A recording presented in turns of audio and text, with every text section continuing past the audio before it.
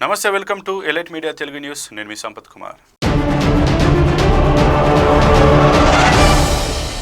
తెలంగాణలోని రేవంత్ సర్కార్ సంక్షేమం, రాష్ట్రాభివృద్ధి కోసం కీలక చర్యలు తీసుకుంటూ ముందుకు సాగుతుంది. అలానే రాష్ట్రంలోని ముఖ్య పట్టణాలైన హైదరాబాద్, వరంగల్, కరీంనగర్, ఆదిలాబాద్ల అభివృద్ధికి చర్యలు తీసుకుంటోంది. ఆయా పట్టణాల్లో రోడ్ల విస్తరణ, కొత్త రహదారుల నిర్మాణం, విమానాశ్రయాల ఏర్పాటు వంటి చర్యలు తీసుకుంటూ ముందుకు సాగుతోంది.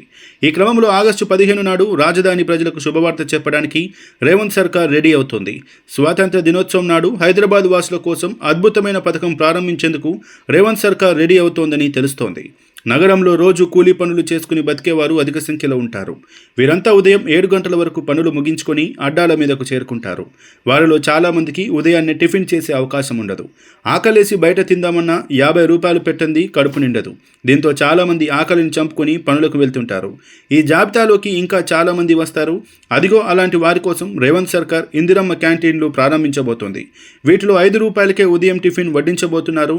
ఈ కార్యక్రమం ఆగస్టు 15 నుంచి అమల్లోకి వస్తుందని సమాచారం. ఇందిరమ్మ క్యాంటీన్లలో 5 రూపాయలకే టిఫిన్ అందుబాటులోకి తీసుకువచ్చేందుకు జీహెచ్ఎంసీ చర్యలు వేగవంతం చేసింది.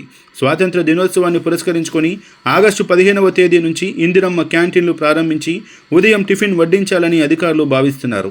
5 రూపాయల భోజన కేంద్రాల్లోనే 5 రూపాయల టిఫిన్ అందుబాటులో ఉండనుంది. దీనిలో భాగంగా జీహెచ్ఎంసీ ఇప్పటికే క్యాంటీన్ నమూనాలు పరిశీలిస్తోంది. వీటి కోసం ఇప్పటికే 40/10, 20/10 పరిమాణాలతో నూతన కేంద్రాలను డిజైన్ చేసింది. ఎక్కువ విస్తీర్ణం ఉండేలా వీటిని డిజైన్ చేయించామని, దీనివల్ల వడ్డించడానికి సౌకర్యంగా ఉంటుందని అధికారులు చెబుతున్నారు. ఇప్పటికే అధికారులు ఖైరతాబాద్ మింట్ కాంపౌండ్లో ఇందిరమ్మ క్యాంటీన్ నూతన నమూనాను ఏర్పాటు చేశారు. ఇందిరమ్మ క్యాంటీన్లలో లబ్ధిదారులుగా టిఫిన్లుగా తృణధాన్యాలతో చేసిన ఇడ్లీతో పాటు మామూలు ఇడ్లీ, పొంగల్, పూరి, ఉప్మా వంటివి వడ్డించనున్నారు. వారంలో 6 రోజులు అల్పాహారం అందుబాటులో ఉంటుంది. ఆదివారం నాడు సెలవు.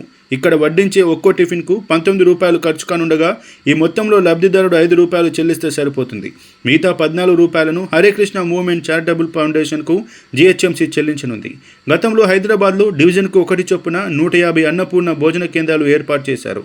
వీటిలో ప్రస్తుతం 128 కేంద్రాలు మాత్రమే అందుబాటులో ఉన్నాయి.